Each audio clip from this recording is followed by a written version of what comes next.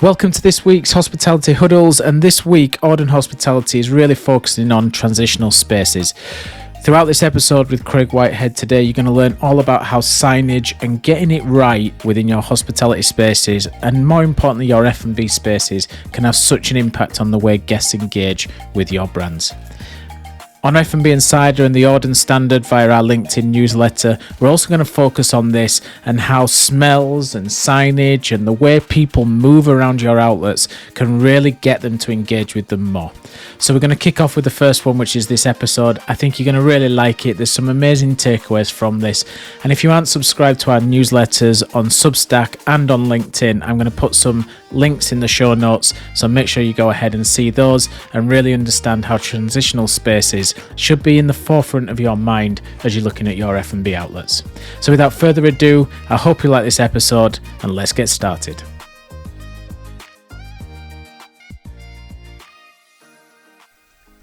Hello everyone, and welcome to another episode of Hospitality Huddles. I'm really excited today to have Craig Whitehead joining me, and we're going to talk about a subject that is quite true to my heart after opening 3 or 4 hotels, which is wayfinding. So Craig, really nice to have you on. We always start with a question: what does hospitality mean to you? So I'd love to hear what you think on this one. Yeah, thanks for having me. First off, nice to talk again, and really pleased to be here. So thank you.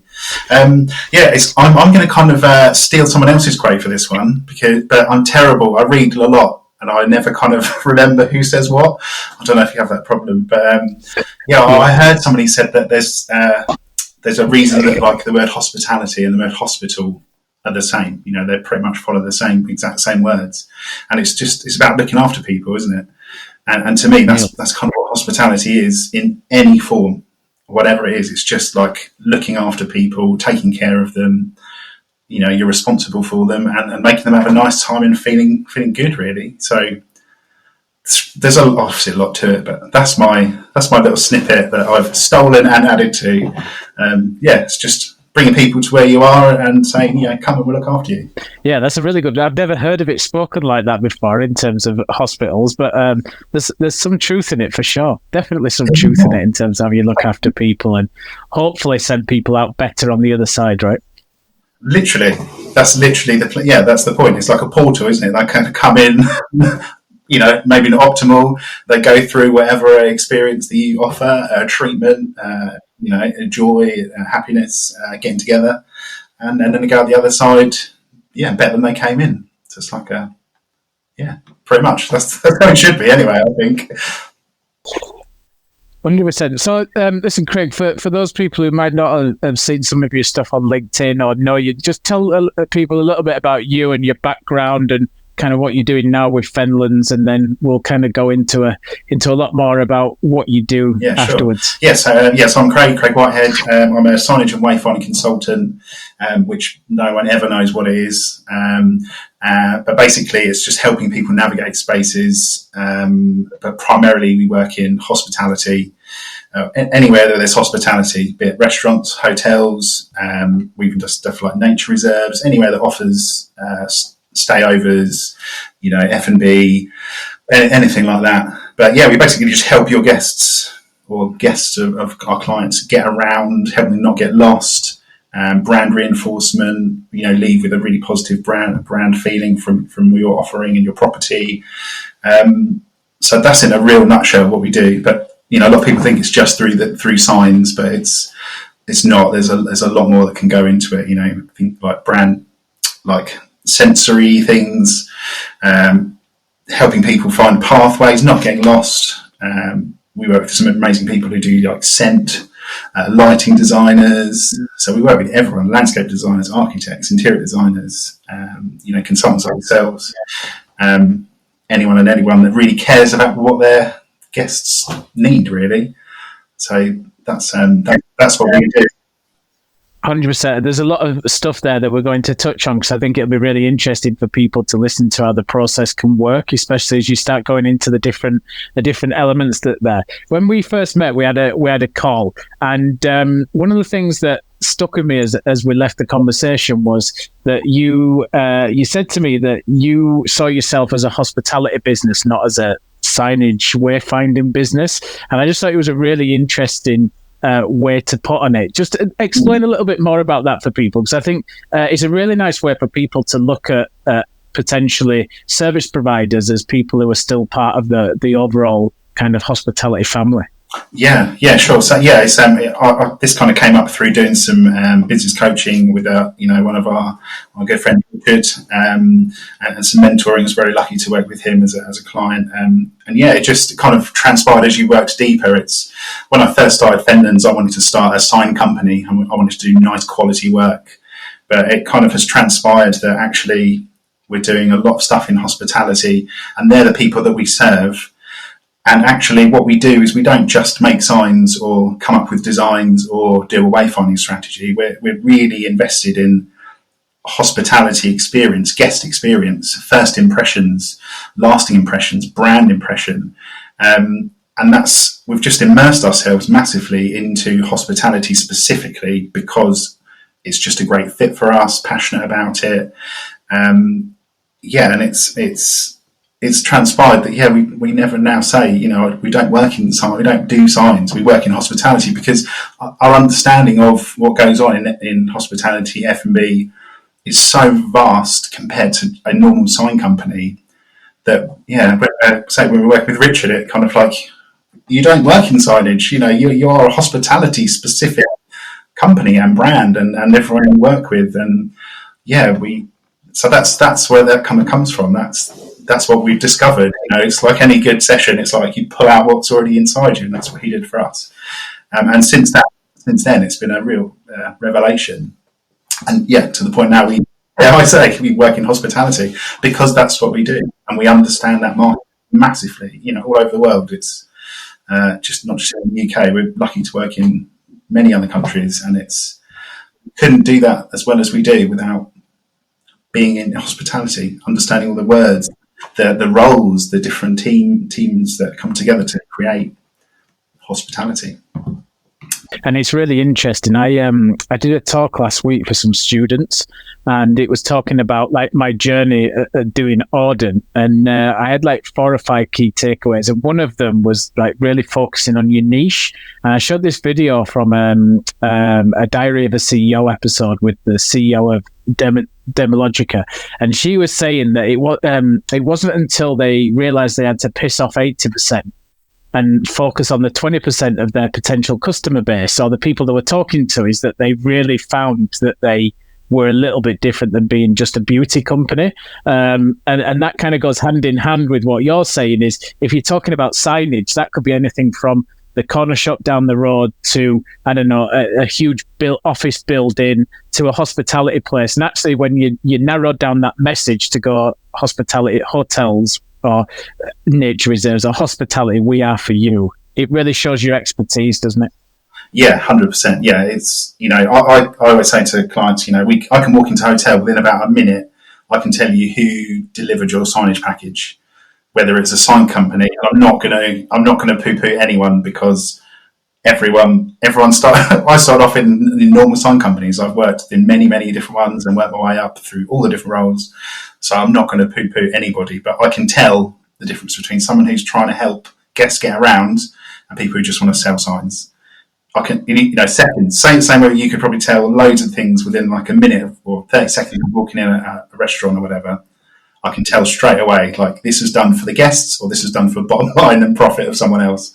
So, and they're big differences. They're huge if you're especially in such a competitive market, which hospitality is massive. You got to stand out, haven't you?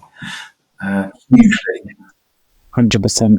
So leading into the next question, I'm going to tell you a story about the first ever hotel I opened, and the questions at the end, and I think it'll really resonate with what you were doing. So I opened the first ever hotel I opened from scratch was a hotel called the Grand in York. I remember one of the first things I had to do when I started was it had 6 floors and a basement, I think, if I'm right in saying, and I got huge plans on A1 for the 7 floors, and it was looking at where the signage was proposed to be placed, and what it was supposed to be saying. And I remember looking at this plan and starting to look at certain bits and going, that doesn't seem quite right, and that maybe the toilets need to be directed a different place. And I remember marking up these plans in red pen, and the next project meeting we had, I got absolutely wiped to the floor by the interior designer because it completely went against everything that they were doing in terms of interior design in this Grade 2 listed building. So that's the context to the question I'm going to lead in with, which is how much influence does signage have on the guest, and then how many times do you experience that gets, maybe the user experience or the user delivery of that gets pushed to the side because interior designers either don't quite like the signage or don't quite like where the signage is being placed, and how does that kind of affect the human mentality and the workflow of how they're going around the building? Because I remember this was kind of a real to and fro between operations and design on this particular project. What should we say? The relationship between interior designers and wayfinding designers is tricky. Always tricky. And yeah, in fact, I've got a hotel we've just done. I'm not going to name any names or anything, but we did some signs. It was all planned out through marketing team, like through head of group, all the way from the very top down. And then interior designers were on site when the installers were there, and they went and just put them in a completely different place where they should be. Moving on from that, now we've got. I was on site doing some snagging a little while ago, and everyone was like, "Where are all this? Why aren't the signs very visible? Why can't people are asking us where to get around?" And I was like, "Well, because the interior designers just decided to do whatever they wanted to suit their scheme, rather than what the guests think." And it's hard. It's really hard. It happens all the time. But I mean, I would say doing signage and wayfinding is a huge team effort from everyone. Like, it really isn't us coming and going, you need this, this, and this. It's really collaborative, and it's got to work for everyone. So that's one thing that we've learned that's really powerful. You know, we are just part of a team. We can come in and say, this is what we think, but actually there's things that we're not going to know operationally, staffing levels, that we will need help with and feedback. So it's almost like you kind of got to get something, a line in the sand, like you did. You did your own kind of wayfinding strategy. You plotted all sign locations, decision points, like you did at the Grand, and yeah, then you kind of strip back to the sort of the bare minimum, really. But yeah, it's a real life dilemma, and it's often ego. I'm probably going to get in trouble with a few people. Ego compared to actually what your guests want, and we as a company don't really care about the ego of MDs of 5-star multinational hotels, because you're bringing us in to go. We want our guests to have the best experience and get around our properties without feeling lost, without feeling anxiety, always reassured how they're getting about. And the ego has to stay at the door, because we're basing these on facts. You know, we work on floor plans from the start, all the way through the build, be on site, seeing how everything works, sight lines, and you can't deny the facts. But a lot of hotel owners hate signs. And I've had a few threats to my life from a few people who know who they are, who are quite sort of leading in the world of hospitality. But yeah, that's the fight, and the fight is that we care about guests and guest experience. Yeah, it's collaborative. We're never going to dictate what should or shouldn't happen, and we're very aware of interior design. We love, working with interior designers, architects, landscape architects, because they're people with vision. And so we're creative as well, and we want to deliver something, if they want it to match and tie in, then great. If they want something that's really wacky, is going to stand out, we want to deliver that as well. So, yeah, it's a long-winded answer to your question, but yeah, it's a real struggle. Yeah, no, it's true. It's true. And I guess there's an element of where you guys are a bit more objective, because you're not in the design process and it's not your piece of work to an extent where then you're affecting it. But if people don't understand what goes into creating a strategy for wayfinding, I guess as much as you guys are manufacturers and produce the signage and it has to look great and the quality has to be right, and then I guess building up your experience of knowing where signs should be and how you should direct them.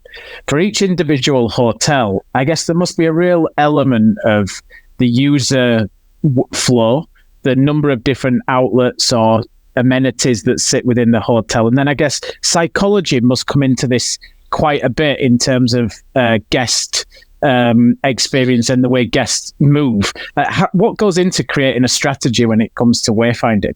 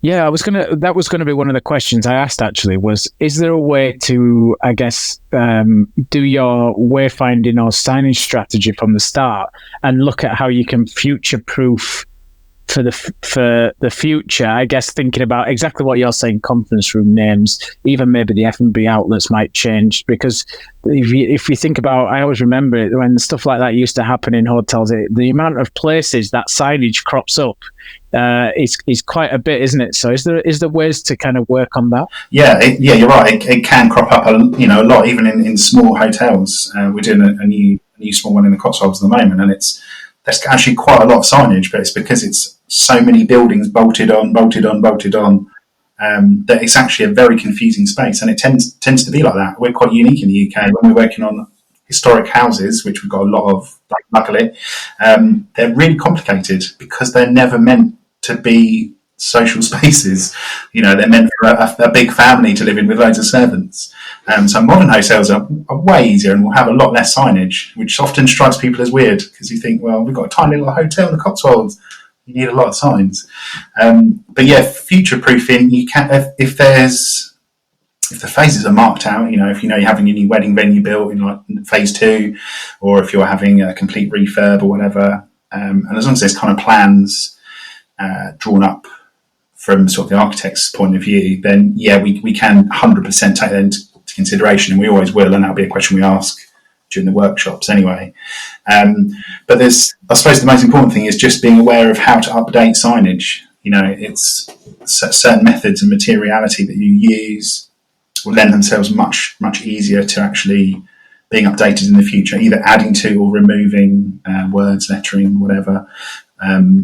So that's probably the biggest thing. We do it often everywhere, but it's just making sure everything is updatable. If you're doing, I don't know, sandstone water, sandblasted with paint infill, it's really hard to then remove whatever you've written. It's easy to add stuff.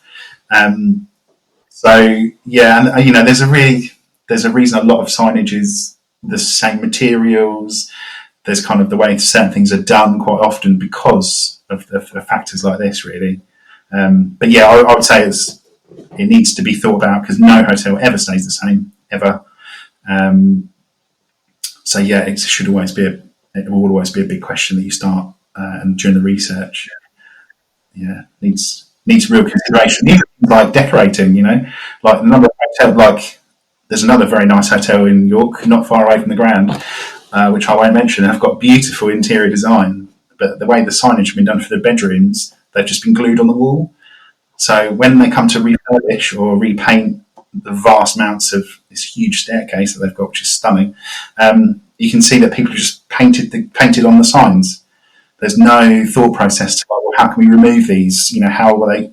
I don't know what your maintenance program is, but most people are going to repaint walls every couple of years. They get grubby, especially if you're like 4 or 5 star property. You need to be on that stuff all the time. So even considerations like that: how can things be removed easily? Can they be updated easily? There'll always be things that you should consider in your property to make life easy for yourself. Yeah, and one of the things that always frustrates me when I travel when it comes to signage is the moment when you get to the floor in the elevator where your room is, and you walk out. And this maybe is a reflection of me more than anyone else, but you walk out the elevator and you look at the signage that tells you where your bedroom is, and there's always left and right, and I always end up going the wrong way. For some reason, I don't know. I'm usually pretty good with numbers, but and I always look at these things and think, if you just put an arrow, that might help me fix the problem in my head. I don't know what it is. I don't know if it's you come out of the elevator, you're dark, you assume where you want to be, not actually where you are. Back to that bit about do people actually read signage properly? What are some of your tips that just helps guests get around the hotel easier and more effective, quicker, less people finding the way into back of house and stuff like that? Yeah. Well, yeah, loads of really quick tips. Back of house, mark them as back of house. A lot of properties don't like doing that. Some brands in there, they are very militant that they will not have any, the door is unmarked is back of house. No one knows that. Someone with visual impairment doesn't know that. People who have just got a 24-hour flight don't know that. So that's one tip. Mark it private, staff only, or some quirky tone of voice message, like, I don't know, busy bees here or whatever. That's one thing. Another thing, the layout of the signs. If you can't work out which direction, you come out of an elevator, ideally you can have the floor number or floor name to reassure people that you're actually getting out on the right floor. Again, you've got like 3 bags with you. You've just come to New Zealand from the UK, you're not going to know what's going on.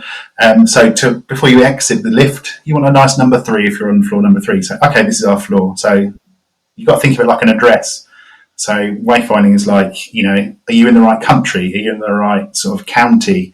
Are you in the right city? Are you in the right town? And you kind of filter down. That's how you wayfind successfully. And that's what we do. So, you get to a country, you get to the right hotel, get to the right floor, get to the right room number. So that's kind of how you've got to see it. So primarily you're looking for floor number 3, get on floor number 3. And yeah, the sign should be really straightforward. If you've got just 2 options, which you normally will have on an elevator call. But simple tips like just do 2 separate signs, like separate the signs as well, can be quite a useful sort of graphical tool to have a sign for one's going to the left, one to the right. But the design of the sign should be really apparent. If it's been done by a proper designer or, a studio like ourselves, then, we know what size arrows, cap height, spacing. So that shouldn't ever really be a problem if it's been done well. So yeah, there's some little tips that can really help, but it shouldn't be. You're not unique, and a point about this is like you mentioned it in your question, but you don't read signs unless you need them. Like the same way we read a book, we don't read the whole word when we're reading all the letters. When we read a word, we need the first letter and the last letter, and our brain fills in the gap so we can read faster. It's the same. You're not going to pay any attention to any other sign unless you're looking for room 307, because that's the room so you're going to just scan everything until you find the one you're looking for. So that's, understanding the cognitive behaviour of how we work is really important. And you're not you're not unique. Well, you are unique, very, but you're not you're not in terrible navigation. No, that's good to know, because I always thought it was me. I always remember going to Vegas, and we stayed in the Venetian, and in the Venetian, it has it's almost like a spider with all the corridors off. And it was just, I always remember just thinking, oh my God, where is even the lift? Like, some of those hotels are just so painful when you're in the corridor and you literally cannot find the lift because of the way it works and stuff like that. Is, again, it's all those bits, isn't it, that just build up. Yeah, I think that the thing to say is that, I was saying to someone on a site visit yesterday, that signs can't sort of be a solution for everything.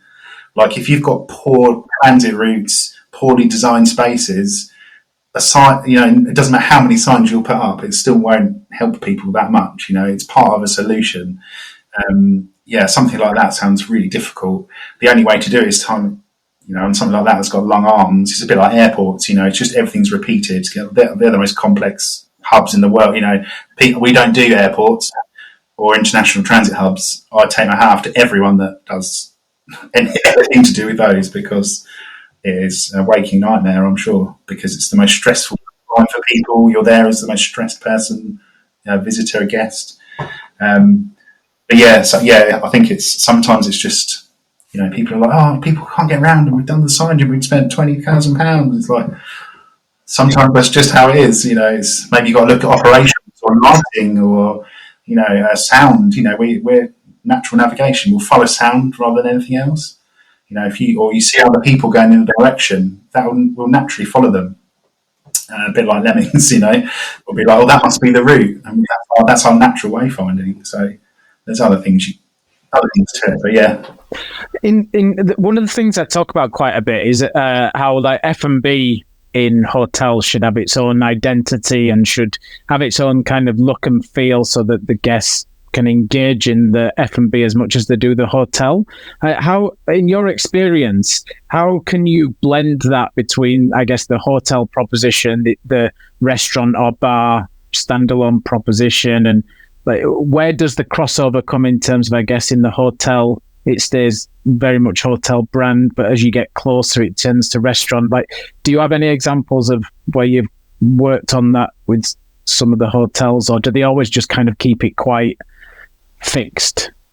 Yeah, I would say from experience so far, they're it's quite fixed.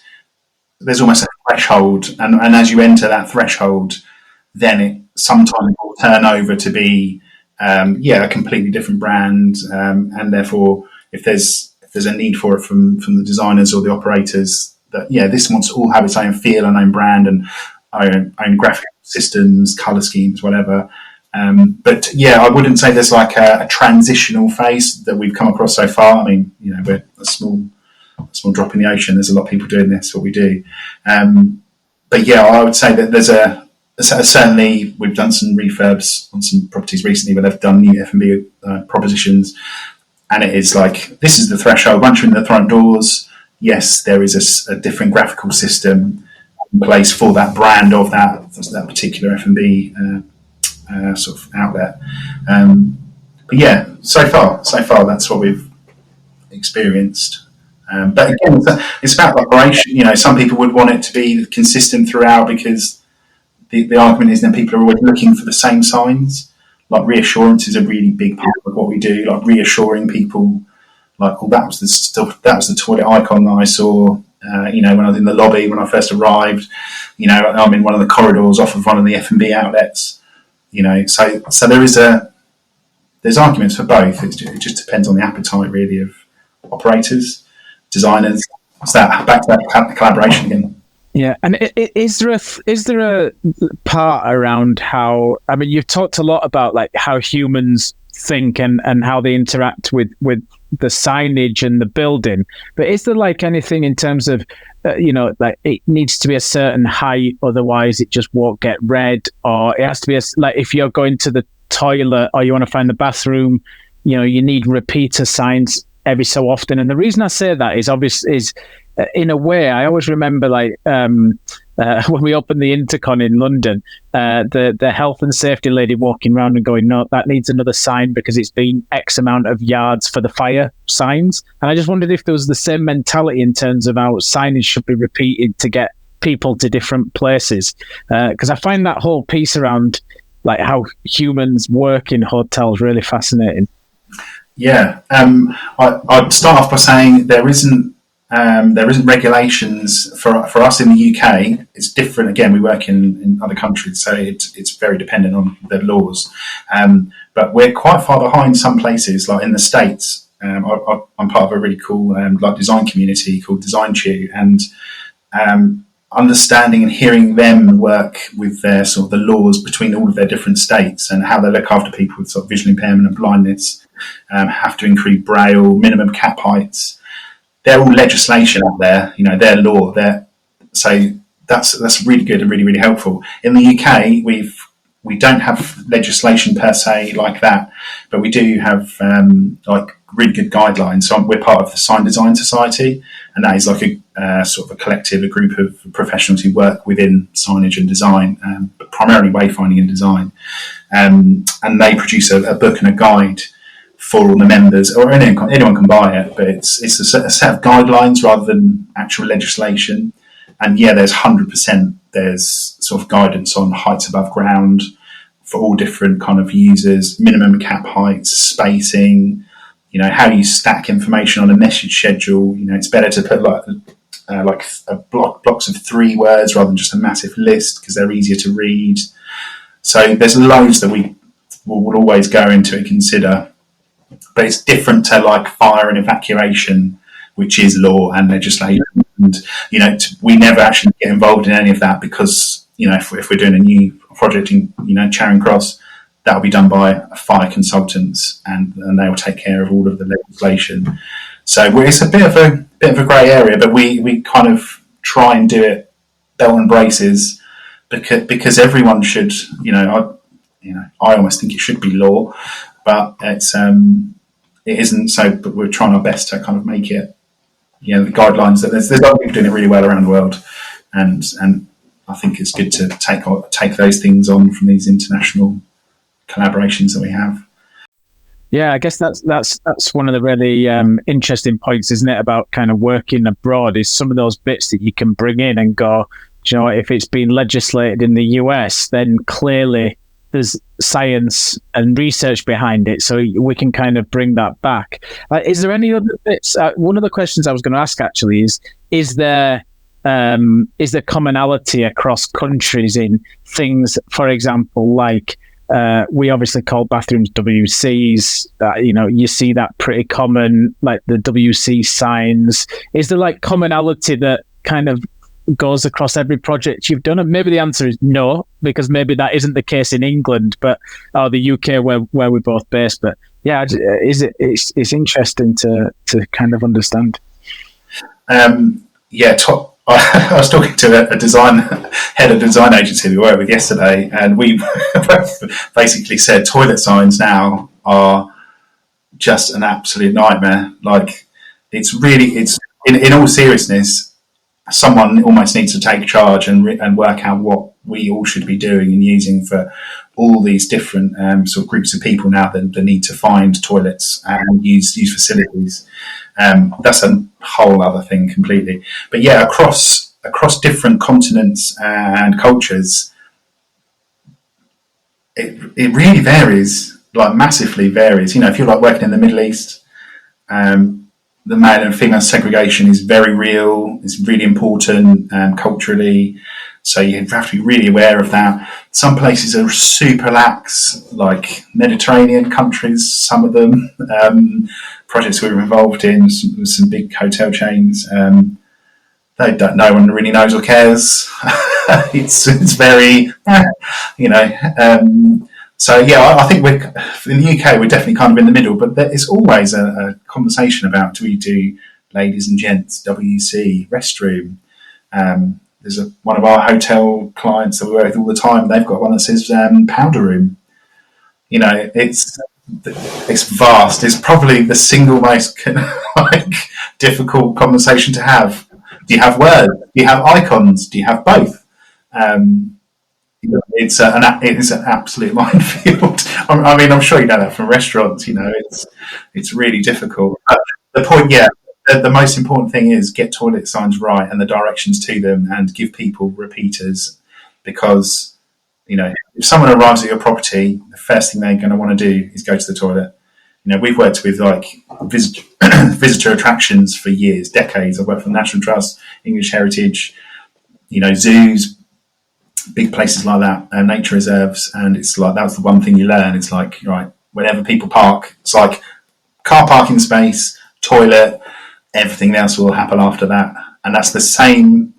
It's the same everywhere, because it's about us. It's about people. We have biological systems that we can't control, and we need to. They dictate what we need, you know. So yeah, getting toilet signs right is primary goal number one, and keep it consistent. 100%. Yeah, definitely. Nothing wrong with M&F for me. Just keep it super simple. I hate icons where you then sometimes can't even work out which one is the right one, and you kind of go in gingerly just to hope that you've got the right one. Yeah, we've had 2 hotels within 3 weeks have had some feedback that maybe people can't quite tell what's what, and it's like, you know, yeah, it's very common, very common. But then it's also, people just get so upset. Like, it's honestly, it is the worst. You'd think everything else would be really difficult to work out, but it's always toilet signs. No matter where you are in the world, no matter who you're talking to, everyone has got how they're brought up, where they're brought up. Everyone has got opinion. I don't know if it's a UK thing or not. I'm not sure, but it's the dreaded question when you get to the toilets. You know, discussion of a wayfinding strategy. It's like, oh, wrap in. Here we go. Yeah, exactly. And I guess so the toilets is one where I guess people can make mistakes that influences guest experience. What are some of the other like common mistakes that you see people falling into a trap of when you're visiting hotels that you haven't worked in on projects? Consistency and maintenance, I would say, are the 2 biggest things that are affecting everyone's brand right now. I would say we would not have a job or a business without that happening, and it's very normal. It's very normal. I think that's a lot of people get a bit embarrassed about it, or a bit like, "Oh, I'm so sorry, I signed you so bad." It's like, first of all, don't ever apologise. It is what it is. It's not normally high on people's priority list. It should be much higher, because it sends huge messages to your clients. You know, first thing they see, you know, back to this whole first impression thing, isn't it?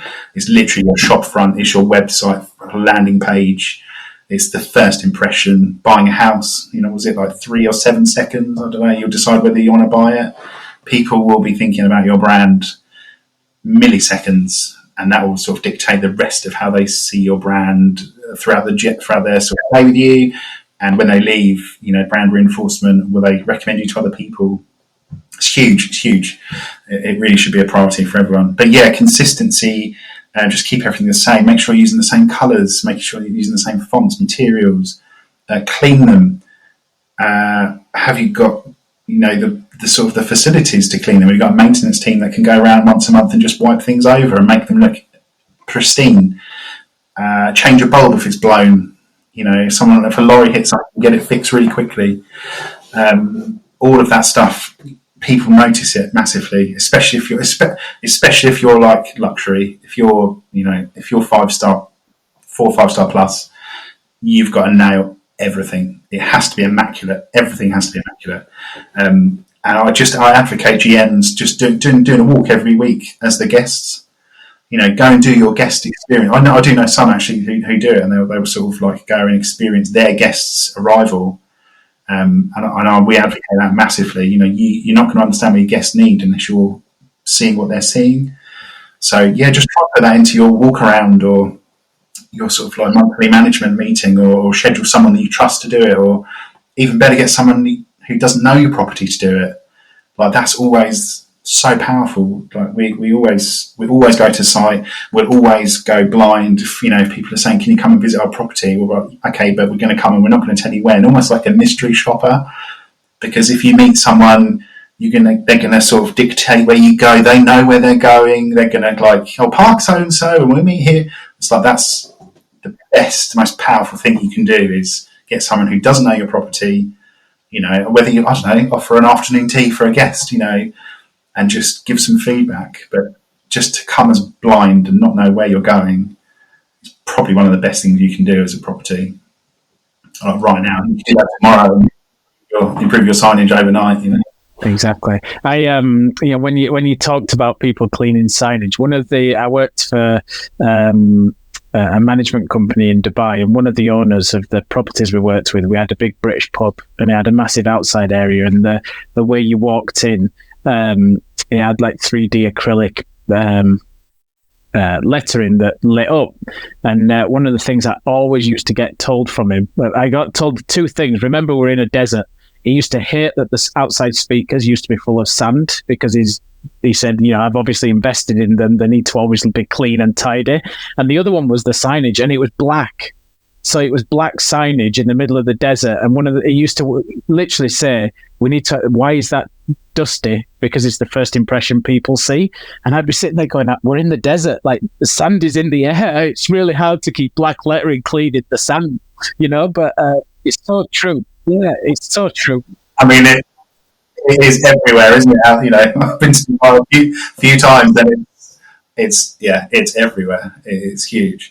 Yeah, it's the cleaning and the maintenance is I'd love to be proved wrong by someone once, but everyone says, yeah, we've got the resources as a manager, not even checking with maintenance director or head of operations.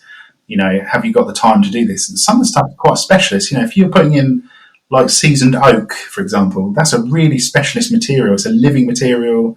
You need to maintain that 6 monthly, yearly. It depends on the environment where it's sitting. Is it near the coast? Do you need to get the salt off of it? There's so much environmental considerations. But if you can't look after it, it will degrade really quickly. It will cost you lots more in the long run, because you'll just end up replacing it really, really quickly. Even if you're using, a lot of stuff we do is outdoor stuff. We're making it with aluminium, stainless steel, industrial polyester powder coated finishes. Sometimes, it's not soft stuff. It's built for outdoor environments. But if you can't look after it, it's kind of a waste of money, really, because you'll just end up redoing it much quicker than you should. And yeah, it always baffles me that people will spend, some schemes are like tens, hundreds of thousands of pounds on signage if you're building a new resort. Why you wouldn't then look after that and make it last as long as you can before you rebrand or it gets bought by another operator? It baffles me a little bit, but it just doesn't seem to be. People don't seem to care, but people notice.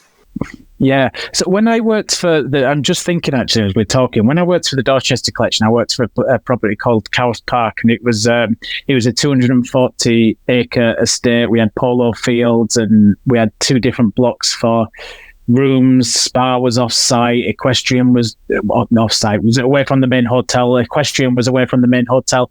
And what these guys did was, as part of the sign package, there was obviously the directional stuff and things like that, but they also put in a little bit of humour onto some of it, like the signage as you were leaving was like Toodle Pip.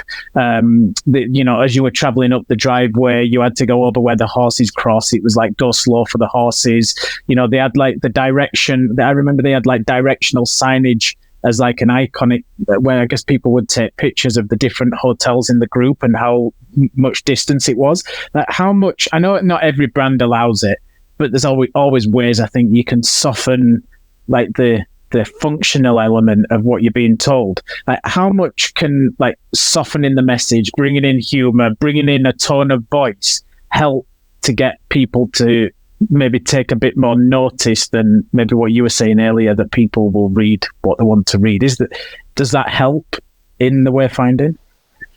It 100%, yeah. And I would say that more and more people we work with are really careful about tone of voice. Not careful, but actually using it to their advantage, 100%. And I would say it's probably more of the smaller operators at the moment, maybe more boutique places. People who maybe own sort of 10 properties, whatever. 100%. Because using humour to grab people's attention is really good. I think you've still got to deliver exact factual information at certain places. Like you don't want to get cute, when you really need people to understand or help them get around. But there's definitely opportunities around that can help. Like, we've done a hotel near Winchester, and they've got a really long boulevarded drive. It's like a mile long, oak trees, beautiful country house.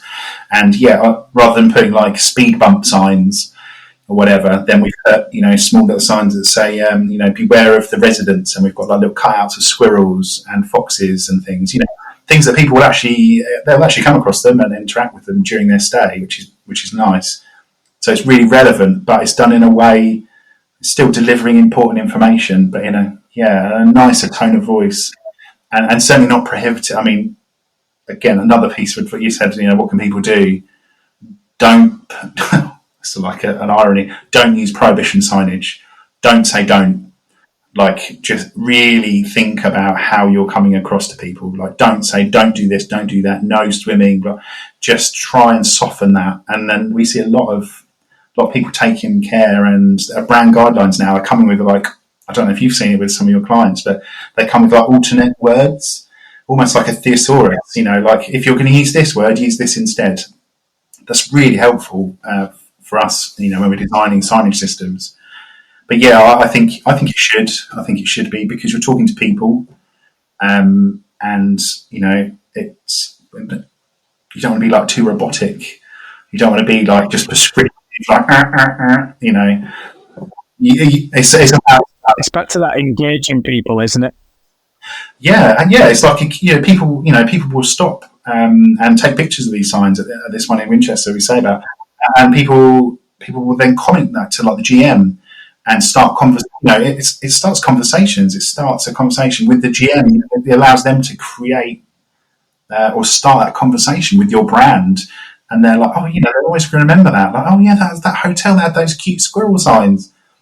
It doesn't matter. They don't necessarily remember the name of the hotel, but they remember the feeling they had. And like, that's nice that they've taken care of, we're sharing this space with the local residents. It's not just humans against the world. So I think it's really important. Anything that strikes up a conversation that then you can continue to show off how good your brand is. I think you're nuts if you don't take it. Yeah, I think I, that's a really great example that you used there. It's very similar to the one that you said it much more eloquently than I did, but it's a really nice example, and I think it's one of those, isn't it, where if you can get people taking pictures of your signage, then you're doing a pretty good job, I think. And that whole bit around you saying there, like, don't say don't. My wife has a go at me all the time because I'm always saying like don't to the kids or no, and she said if you say don't go swimming, she went, they hear, this is apparently something she read on some scientific thing, probably via Instagram, but it was like, if you say don't go swimming, they don't hear the first word, so it's go swimming, so that prompts them to then do it. Yeah. So she always starts laughing at me when they'll be like, do it, and I'll be like, don't do that, and she's like, you know what they just heard, don't you? Do it. And I'm just like, it's so hard. But anyway, mind game. Yeah. So it's that's really interesting. I've never had that before, but also just people hate being told what to do. Like, I don't care who you are. No one likes being told what to do. Like, we all think we're free spirits and, we're on our path and doing our thing. So, again, ironically, don't use don't because I can't find another way of saying it, but it's really detrimental. And those, everyone we work with have marketing teams, copywriters, the brand police, but yeah, it's really important to get those right. What are you going to call a swimming pool? Is it pool? Is it swimming pool? Is it, wild swimming lake?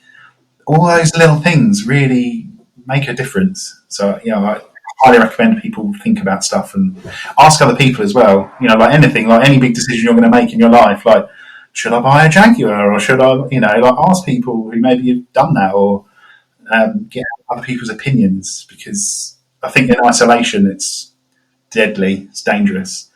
And hospitality is about bringing lots of different people together in a place, isn't it? Like often from different backgrounds. So you really have to think universally. Yeah, that's so true, especially when you're in cities, especially like London, where you have so many people coming from so many different parts of the world. It's really important, isn't it? Craig, the first time we met, I found this really interesting, and I think, and it's a subject I love as well, because the psychology and the whole thing around the wayfinding and stuff I find really fascinating. So thank you very, very much for coming on the show. Just to give Fenlands a little bit of a plug, just tell people a little bit about how you might, if they're in the middle of a project now and it comes to that point in time where they're thinking about signage, how do you guys help from kind of A to Z, and then how can they get hold of you and how can they find out more? Cool. Yeah. Okay. Yeah. Thanks for having us. It's like weird. It doesn't really feel like we're doing a podcast or anything. It's just like we're just having a chat, which is really nice. But yeah, in terms of help for people, I would say you've probably left it too late already. Whoever you are, prospective customers, the sooner you can get in or get someone like us in, it doesn't have to be us. Just do yourselves a favour and get someone who does it for a living to help you, because it'll be massively easier and more coherent. But yeah, I think the thing for us is we always say, and we got it on our manifesto, it's like we'll do as much or as little as you need.